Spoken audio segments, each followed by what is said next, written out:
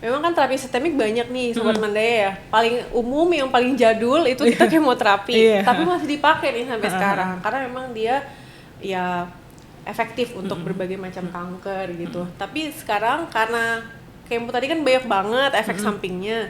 Jadi akhirnya timbullah penelitian-penelitian baru, akhirnya dibikin gimana ya caranya biar nggak banyak nih efek sampingnya. Ya udah kita bikin lebih spesifik nih terhadap sinyal-sinyal kanker tertentu, itu kita sebut terapi target. Nanti mungkin kita bahas lebih lanjut ya dok. Ada lagi berikutnya, oh ternyata terapi target juga beberapa kondisi resisten gitu. Ya udah akhirnya timbullah, ya udah kita gimana caranya memanipulasi biar imunitas pasiennya nih yang bunuh kankernya gitu. Nah itulah kita sebut imunoterapi. Bedanya apa sih sebenarnya? Nah, kalau terapi target sama kemo itu kan kita kasih obat, obatnya nih dok yang bunuh si sel kankernya gitu. Kalau imunoterapi beda, kita kasih obat juga nih ke pasiennya, tapi obatnya itu tujuannya untuk membangunkan kembali atau mengaktifasi kembali imun pasiennya yang dibikin tidur sama si sel kanker. Jadi kanker tuh pintar banget, bukan cuman bisa nyebar kemana-mana, tapi dia bikin sistem imun pasiennya itu jadi nggak kenal. Harusnya kan idealnya tuh kan kanker tuh kan benda asing, harusnya imun kita bunuh kan si sel kanker. Ngelawan lah ya. Betul nih, cuman kanker itu karena banyak banget reseptornya tuh akhirnya kena ke imun kita, karena imun kita nggak kenalin dia nih, jadi diem aja nih. Nah tujuan imunoterapi itu adalah membangkitkan kembali biar imun kita mengenali kanker itu sebagai musuh, sebagai benda asing. Gampangnya kayak gitu, akhirnya imun kita bisa bunuh sel kanker. Harapannya sih kayak gitu dok. Ini suka ada salah kaprah ya, bilangnya imunoterapi itu nyantai, maksudnya lebih santai, lebih ringan. Enggak juga sih sebenarnya, itu harus hati-hati karena kan dia membangkitkan imunitas tubuh kita. Jadi kadang-kadang ada kayak gejala atau efek samping kayak autoimun gitu, entah secara umum gejalanya atau di organ-organ tertentu. Jadi dia yang tadinya sistem imun kita nggak kenal sama kankernya jadi kenal lagi nih, oh ini ternyata ini benda asing nih, saya harus bunuh. Gampangnya sih kayak gitu dong. Jadi memang tujuan imunoterapi itu bukan dianya langsung yang membunuh kanker, tapi melalui aktivasi imun kita lagi gitu sih dok, lewat reseptor di sel imun kita. Selain itu juga untuk imunoterapi itu ada syarat-syarat tertentu nih, kita harus cek apakah reseptor untuk imunoterapinya positif. Misalnya kayak kita mau ngasih anti PD-1 atau PD-L1, berapa nih reseptornya di sel kankernya, karena kalau ternyata reseptor negatif kita kasih nggak ada gunanya gitu, karena kan obatnya juga nggak murah ya dok. Jadi kita pasti nggak asal-asal kasih, kita harus pastikan oh kemungkinan besar kalau kita kasih obat ini dia akan efektif. Jadi yang dulunya misalnya angka kesembuhannya dengan kemoterapi konvensional tuh 60%, kalau kita kombinasi dengan terapi target meningkat jadi 80%. Pastinya seperti itu, udah makin berkembang. Yang dulunya dianggapnya nggak bisa disembuhkan, jadi harapan kesembuhannya lebih tinggi. Cuman balik lagi kita harus lihat nih, kita ketemu sebenarnya yang paling berpengaruh tuh salah satunya ketemunya di stadium berapa gitu. Karena makin jalan deteksi dini, makin stadium awal ketemu, harapan sembuhnya itu bisa sampai 95%, 90% ke atas gitu.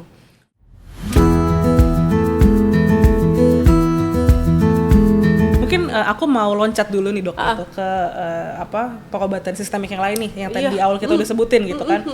Tadi kemo dia minum obat atau masukin obat lewat infus untuk nyerang kankernya, tapi juga bisa mempengaruhi organ-organ di sekitar dia gitu lah. Nah bedanya sama imunoterapi tuh dok? Memang kan terapi sistemik banyak nih Sobat Mandaya ya. Paling umum yang paling jadul itu kita kemoterapi, tapi masih dipakai nih sampai sekarang karena memang dia ya efektif untuk berbagai macam kanker gitu. Tapi sekarang karena kemo tadi kan banyak banget efek sampingnya, jadi akhirnya timbullah penelitian-penelitian baru, akhirnya dibikin gimana ya caranya biar nggak banyak nih efek sampingnya. Ya udah kita bikin lebih spesifik nih terhadap sinyal-sinyal kanker tertentu, itu kita sebut terapi target. Nanti mungkin kita bahas lebih lanjut ya dok. Ada lagi berikutnya, oh ternyata terapi target juga beberapa kondisi resisten gitu. Ya udah akhirnya timbullah, ya udah kita gimana caranya memanipulasi biar imunitas pasiennya nih yang bunuh kankernya gitu. Nah itulah kita sebut imunoterapi. Bedanya apa sih sebenarnya? Nah kalau terapi target sama kemo itu kan kita kasih obat, obatnya nih dok yang bunuh si sel kankernya gitu. Kalau imunoterapi beda, kita kasih obat juga nih ke pasiennya, tapi obatnya itu tujuannya untuk membangunkan kembali atau mengaktifasi kembali imun pasiennya yang dibikin tidur sama si sel kanker. Jadi kanker tuh pinter banget, bukan cuman bisa nyebar kemana-mana, tapi dia bikin sistem imun pasiennya itu jadi nggak kenal. Harusnya kan idealnya tuh kan kanker tuh kan benda asing, harusnya imun kita bunuh kan si sel kanker. Ngelawan lah ya. Betul, nah cuman kanker itu karena banyak banget reseptornya tuh akhirnya kena ke imun kita, akhirnya imun kita nggak kenalin dia nih, jadi diem aja nih. Nah tujuan imunoterapi itu adalah membangkitkan kembali biar imun kita mengenali kanker itu sebagai musuh, sebagai benda asing. Gampangnya kayak gitu, akhirnya imun kita bisa bunuh sel kanker. Harapannya sih kayak gitu dok. Jadi, selain dibangunkan gitu, juga diperkuat berarti dok ya? Ya, jadi dia yang tadinya sistem imun kita nggak kenal sama kankernya jadi kenal lagi nih. Oh ini ternyata ini benda asing nih, saya harus bunuh. Gampangnya sih kayak gitu dong. Jadi memang tujuan imunoterapi itu bukan dianya langsung yang membunuh kanker, tapi melalui aktivasi imun kita lagi gitu sih dok, lewat reseptor di sel imun kita. Itu juga pakai sama administrasinya pakai minum dan suntik dan lain sebagainya. Sekarang udah banyak. Cuma memang rata-rata ya bentuknya infusion ya. Cuma ada juga sekarang kan makin berkembang yang kayak CAR T-cell segala macam ya dok. Dok, misalnya ada pasien sakit kanker, misalnya payudara lah gitu, atau kanker darah lah gitu, yang dia nggak bisa dioperasi, berarti kan memang terapinya sistemik aja gitu kan. Nah, apakah kemudian ketiganya itu baik kemoterapi, imunoterapi maupun terapi target itu bisa menjadi pilihan bagi pasien atau enggak? Dengan kondisi pasien yang sama, atau kayak pasien ini bisa di kemo tapi nggak bisa di terapi target gitu, atau gimana penentuannya gimana? Iya. Oke, jadi sih kalau prinsipnya kalau kemo itu logikanya harusnya bisa ke semuanya gitu ya, logikanya gitu. Cuma kan tadi kan dia toksik ya, jadi pada beberapa kondisi dia bukan jadi pilihan utama gitu. Pada kondisi apa sih gitu? Misalnya kita udah tahu ini kayak kanker payudara nih, ternyata dia yang dominan adalah yang reseptor hormonnya atau yang reseptor HER2-nya. Jadi yang kita kasih ya terapi target, entah itu terapi hormonnya atau terapi anti HER2-nya, misalnya kayak gitu. Jadi kalau kita sudah tahu mekanisme yang mendasari si kanker itu adalah mekanisme signaling tertentu yang udah ada terapinya, maka obatnya sebenarnya terapi target itu. Gitu sih dok. Plus minus kemoterapi, bisa dia sendiri, bisa juga dikombinasi sama kemoterapi agar lebih efektif. Kayak gitu. Atau misalnya kayak kanker paru nih mutasi EGFR-nya positif, jadi terapi utamanya ya si anti EGFR itu. Kemo bisa nggak bisa, tapi bukan pilihan utama lagi. Jadi kalau misalnya dia udah resisten sama obat-obat si tirosin kinase inhibitor untuk si mutasi itu, barulah kita pilihan terakhir kemo. Jadi kalau kita udah tahu ada sinyal tertentu yang udah ada obatnya yang memang jadi dasar sinyaling kanker itu, kita utamain itu dulu gitu dok. Jadi lebih spesifik ya. Benar. Nah, imunoterapi sendiri bisa jadi pilihan, tapi memang kan nggak semua kanker saat ini bisa imunoterapi, karena untuk imunoterapi itu pertama kita lihat udah ada studinya belum gitu. Karena kan kalau kita ngomongin obat kanker tuh kita nggak cuma yaudah deh kita coba-coba, kan nggak kayak gitu. Pasti kita harus lihat udah ada clinical trialnya belum, udah ada uji kliniknya belum gitu. Kalau memang sudah ada dan terbukti efektif, baru kita bisa berikan. Karena kan kita harus ada basisnya kan dok gitu, harus ada alasan kenapa kasih.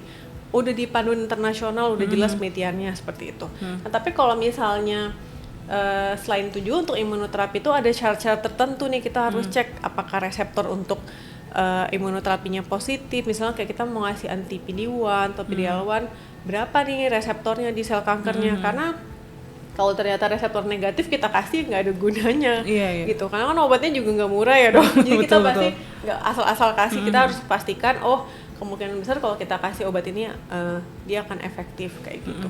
Jadi memang yang dinilai banyak gitu dok. Tapi memang bisa dikombinasi antara misalnya imunoterapi campur kemo atau terapi target campur kemo. Itu sekarang udah eranya memang ke situ, karena tadi kan kayak kita bilang ya, kanker tuh pinter banget. Betul. Sinyalingnya banyak, reseptornya banyak. Jadi sekarang karena udah makin maju, penelitian udah makin canggih-canggih, akhirnya kita berusaha nyerang dari segala sisi. Oh iya benar-benar. Oke, apakah kemudian ketika diserang dari segala sisi itu durasi pengobatannya bisa jadi lebih cepat atau kankernya jadi lebih? Enggak juga Enggak sih juga ya? kalau untuk durasi ya. Karena kan dia kalau kita kembali lagi ke tadi yang omongan awal yang siklus sel itu kan sel itu kan ada jutaan sel dan nggak semuanya ada di fase siklus yang sama, itu makanya kita harus kasih berulang-ulang kan biar dia kena gitu. Nah terus udah gitu rata-rata sih kalau untuk terapi-terapi baru justru pemakaiannya panjang, cuma kan harapannya efek sampingnya lebih minimal kalau terapi target gitu ya dok. Nah kenapa sih harus dikombinasi gitu dan pakainya lama? Harapannya tadi sih dok, karena kan kanker itu kan dia pinter gitu ya, terus udah gitu jadi dia punya banyak mekanisme akhirnya resisten apa. Jadi makanya kita berusaha nih gimana caranya kita kombinasi biar lebih efektif membunuh si sel kankernya gitu.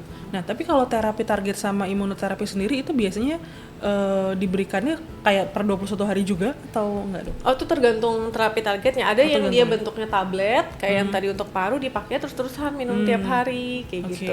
Beda-beda sih. Ada juga yang kayaknya kayak infus misalnya kayak payudara yang anti hair tuh ya dia per 21 hari bisa bareng obat kemonya atau dia sendiri misalnya dia udah untuk maintenance aja gitu. Jadi tergantung jenisnya sih dok. Kan kalau misalnya pengobatan sistemik gitu ya, itu apakah kalau targeted terapi dan imunoterapi sendiri juga efek sampingnya ya maksudnya tadi kan dokter bilang gitu bahwa mungkin lebih sedikit daripada kemo gitu ya atau mungkin lebih minimal, tapi apakah tetap ada juga?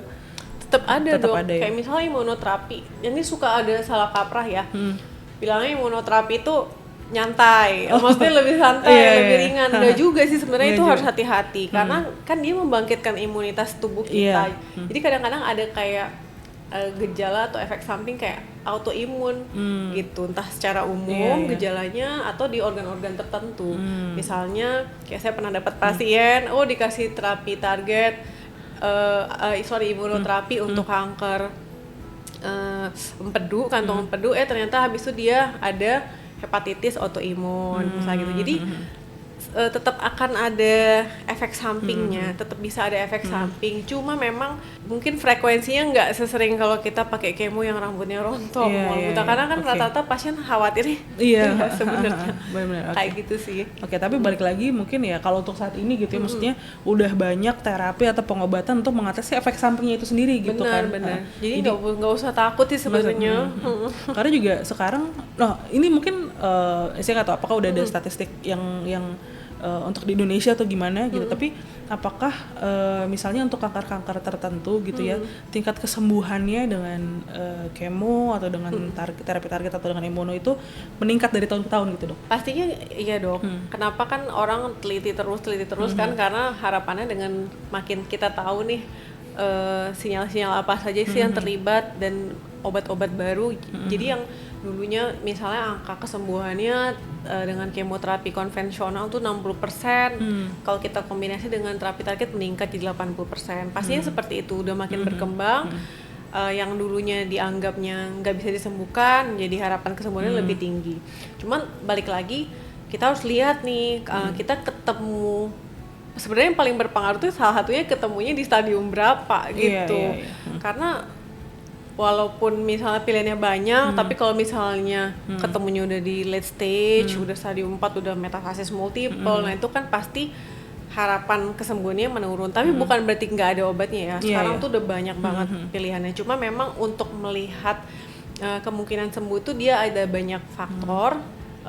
Bukan hanya pilihan pengobatan aja, tapi juga stadium berapa. Makin awal makin bagus. Makanya kan kita nggak kayaknya mungkin udah bosan ya ngomongin deteksi dini, tapi memang sepenting itu gitu, karena makin jalan deteksi dini, makin stadium awal ketemu, harapan sembuhnya itu bisa sampai 95%, 90% ke atas gitu.